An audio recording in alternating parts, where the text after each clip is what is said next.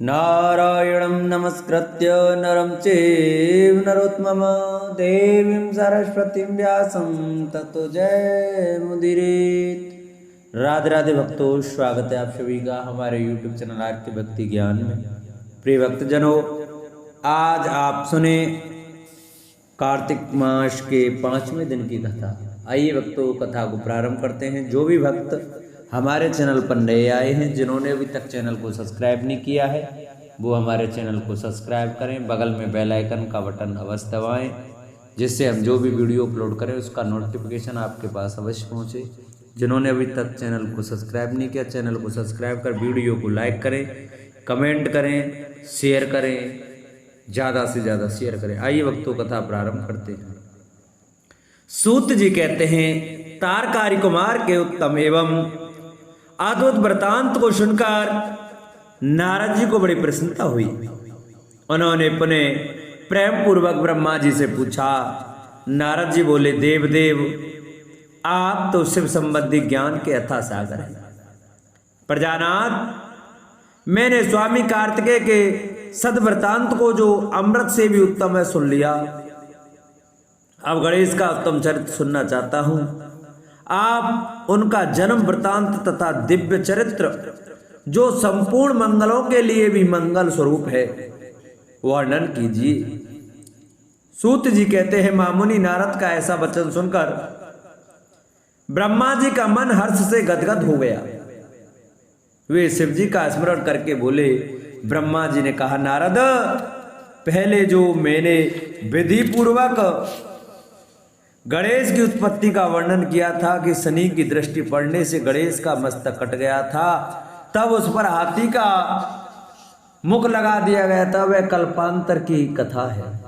अब श्वेत कल्प में घटित हुई गणेश जी की जन्म कथा का वर्णन करता, जिसमें कृपालु शंकर ने ही उनका मस्तक काट लिया था। मुने, इस विषय में तुम्हें संदेह नहीं करना चाहिए, क्योंकि भगवान शंभु कल्याणकारी सृष्टिकर्ता और सबके स्वामी हैं। वे ही सगुण और निर्गुण भी हैं। उन्हीं की लीला से सारे विश्व की सृष्टि, रक्षा और विनाश होता है। मुनि श्रेष्ठ, आओ प्रस्तुत विषय को आदर पूर्वक श्रवण करो। एक समय पार्वती जी की जया विजया नाम वाली सखियां उनके पास आकर विचार करने लगी।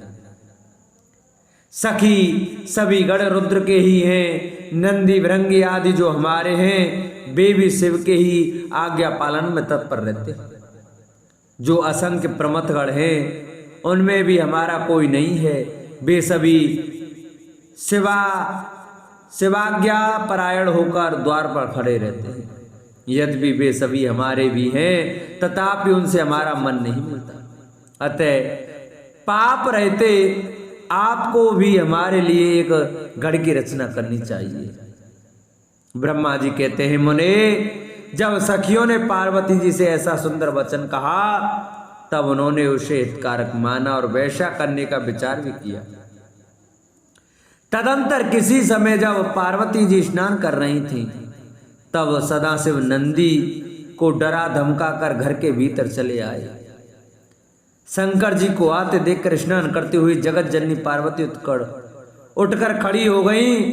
उस समय उनको बड़ी लज्जा आई, वे आश्चर्यचकित हो गईं।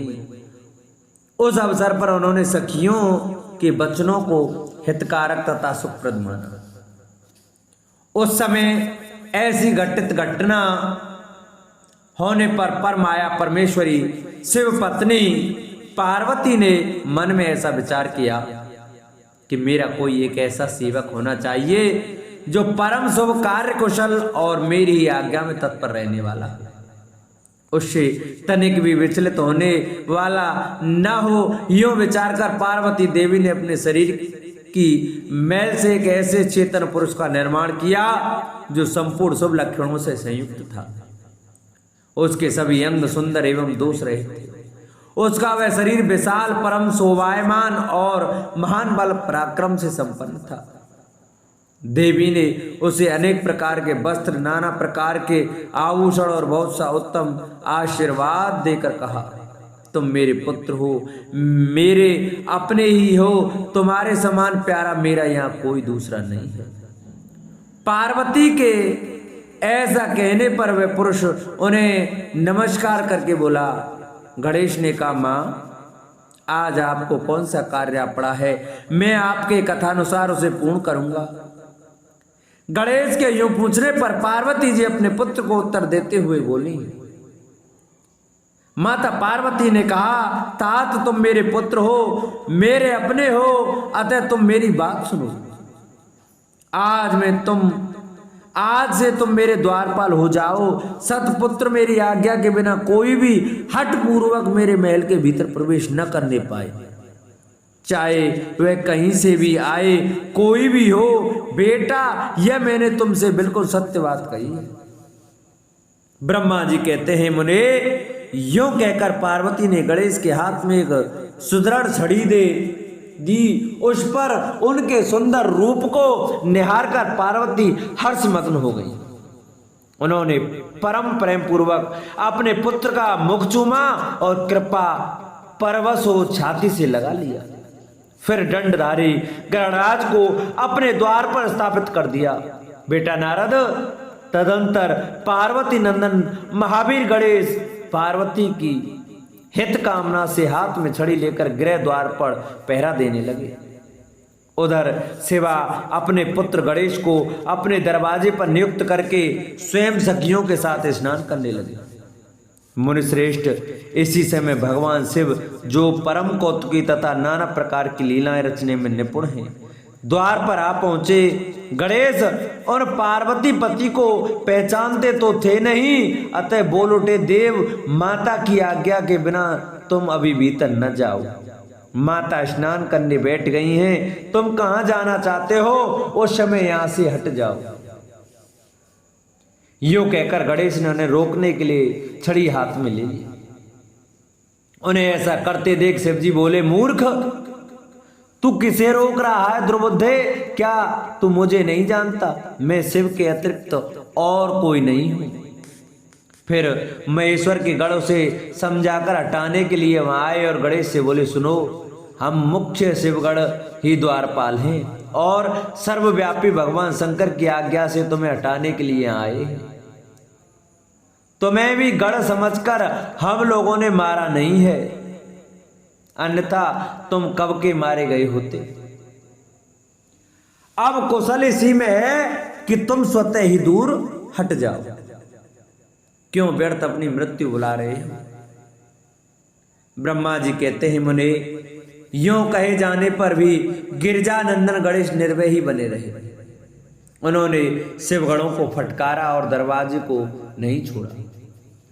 तब उन सभी शिवगणों ने शिवजी के पास जाकर सारा वृत्तांत उन्हें सुनाया। मुने उनसे सब बातें सुनकर संसार के गति स्वरूप अद्भुत लीला विहारी महेश्वर अपने उन गणों को डांट कर कहने लगे। महेश्वर ने कहा, गणों, ये कौन है जो इतना उच्छल होकर शत्रु की भांति बक रहा है? इस नवीन द्वारपाल को दूर भगा दो। तुम लोग नपुंसक की तरह खड़े होकर उसका वृत्तांत तो मुझे क्यों सुना रहे? विचित्र लीला रचने वाले अपने स्वामी शंकर के यूं कहने पर वे गढ़ पुनः वहीं लौट आए।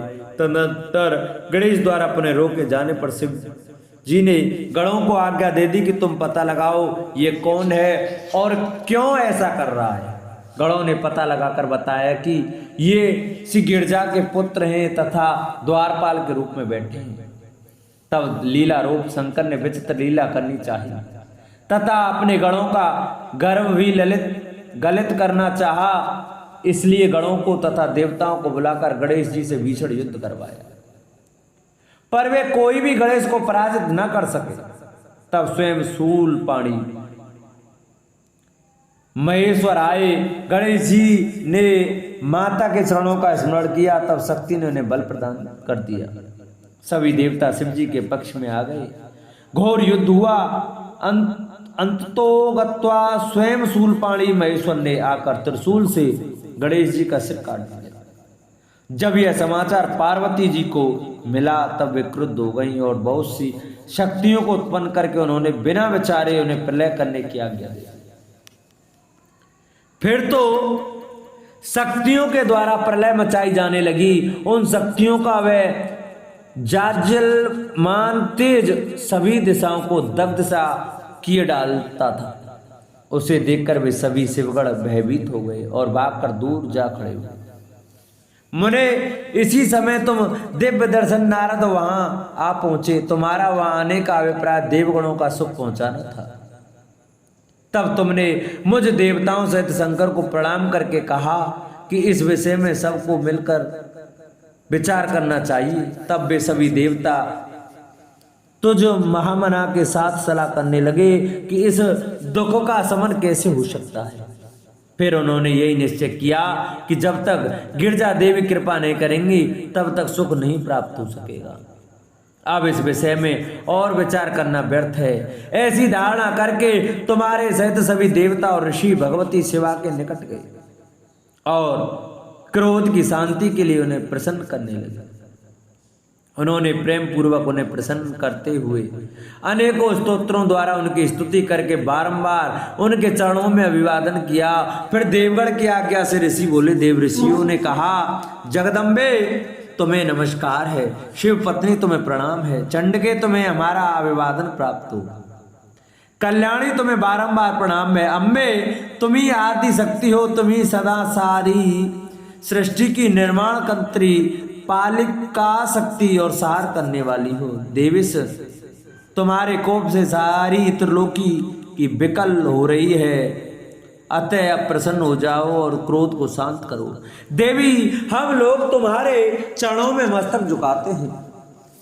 ब्रह्मा जी कहते हैं, नारद, यूं तुम सभी ऋषियों द्वारा स्तुति किए जाने पर भी परा देवी पार्वती ने उनकी ओर क्रोध भरी दृष्टि से ही देखा, किंतु कुछ कहा नहीं। तब उन ऋषियों ने पुनः उनके चरण कमलों में सिर झुकाया और भक्ति पूर्वक हाथ जोड़कर पार्वती से निवेदन किया। ऋषियों ने कहा, देवी, अभी सहार होना चाहता है, अतः क्षमा करो, क्षमा करो। अंबिके, तुम्हारे स्वामी शिव भी तो यही स्थित हैं, तनिक उनकी ओर तो दृष्टिपात करो। हम लोग ये ब्रह्मा विष्णु आदि देवता तथा सारी प्रजा सब तुम्हारे ही हैं और व्याकुल होकर अंजलि बांधे तुम्हारे सामने खड़े हैं। परमेश्वरी, इन सब का अपराध क्षमा करो। शिवे, अब इन्हें शांति प्रदान करो। ब्रह्मा जी कहते हैं, मुने, सभी देवर्षियों कहकर अत्यंत दीन भाव से व्याकुल हो हाथ जोड़कर चंडिका के सम्मुख खड़े हो गए। उनका ऐसा कथन सुनकर चंडिका प्रसन्न हो गई, उनके हृदय में करुणा का संचार हो आया। तब वे ऋषियों से बोली। देवी ने कहा, ऋषियों, यदि मेरा पुत्र जीवित हो जाए, वह तुम लोगों के मध्य पूजनीय मान लिया जाए तो संहार नहीं होगा। जब तुम लोग उसे सर्वाध्यक्ष का पद प्रदान कर दोगे तभी लोक में शांति हो सकती है, अन्यथा तुम्हें सुख नहीं प्राप्त हो सकता। ब्रह्मा जी कहते हैं, मुनि, पार्वती के यूं कहने पर तुम सभी ऋषियों ने उन देवताओं के पास जाकर सारा वृतांत कह सुनाया।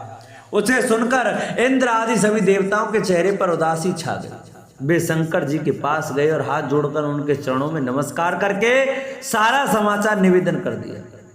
देवताओं का कथन सुनकर शिव जी ने कहा, ठीक है, जिस प्रकार सारी त्रिलोकी को सुख मिल सके वही करना चाहिए।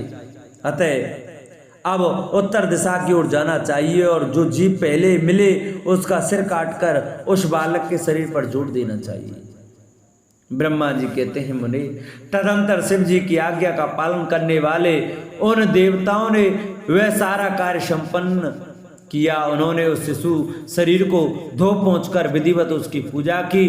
फिर वे उत्तर दिशा की ओर गए। वहां उन्हें पहले पहल एक दांत वाला एक हाथी मिला। उन्होंने उसका सिर लाकर उस शरीर पर जोड़ दिया।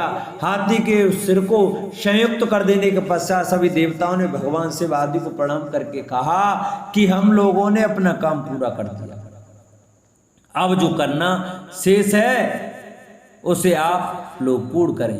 ब्रह्मा जी कहते हैं, तब शिवाज्ञा पालन संबंधी देवताओं की बात सुनकर सभी देवों और पार्षदों को महान आनंद हुआ। तत्पश्चात ब्रह्मा विष्णु आदि सभी देवता अपने स्वामी निर्गुण स्वरूप भगवान शंकर को प्रणाम करके बोले, स्वामी, आप महात्मा के जिस तेज से हम सभी उत्पन्न हुए हैं, आपका वही तेज वेद मंत्र के अभियोग से इस बालक में प्रवेश करे। इस प्रकार सभी देवताओं ने मिलकर वेद मंत्र द्वारा जल को मंत्रित किया। फिर शिव जी का स्मरण करके उस उत्तम जल को बालक के शरीर पर छिड़क दिया। उस जल का स्पर्श होते ही वह बालक स्वेच्छा से शीघ्र ही चेतना युक्त होकर जीवित हो गया और सोए हुए की तरह उठ बैठा। वह सौभाग्यशाली बालक अत्यंत सुंदर था। उसका मुख हाथी का सा था, शरीर का रंग हरा लाल था, चेहरे पर प्रसन्नता खेल रही थी, उसकी आकृति कमनीय थी और उसकी सुंदर प्रभा फैल रही थी। मुनीश्वर पार्वती नंदन उस बालक को जीवित देखकर वहां उपस्थित सभी लोग आनंद मग्न हो गए और सारा दुख विलीन हो गया। तब हर्ष विभोर होकर सभी लोगों ने उस बालक को पार्वती जी को दिखाया। अपने पुत्र को जीवित देखकर पार्वती परम प्रसन्न हुई। बोल शंकर भगवान की जय। जिन भक्तजनों को हमारी आज की कथा अच्छी लगी हो वो हमारी वीडियो को ज़्यादा से ज़्यादा शेयर करें, जिससे और भी भक्त हमारी कथा श्रवण कर सकें। जिन्होंने चैनल को सब्सक्राइब नहीं किया वो चैनल को सब्सक्राइब कर वीडियो को लाइक करें, शेयर करें और कमेंट में ओम नमः शिवाय, ओम नमो भगवते वासुदेवा, ओम गणेशाय नमः अवश्य लिखें।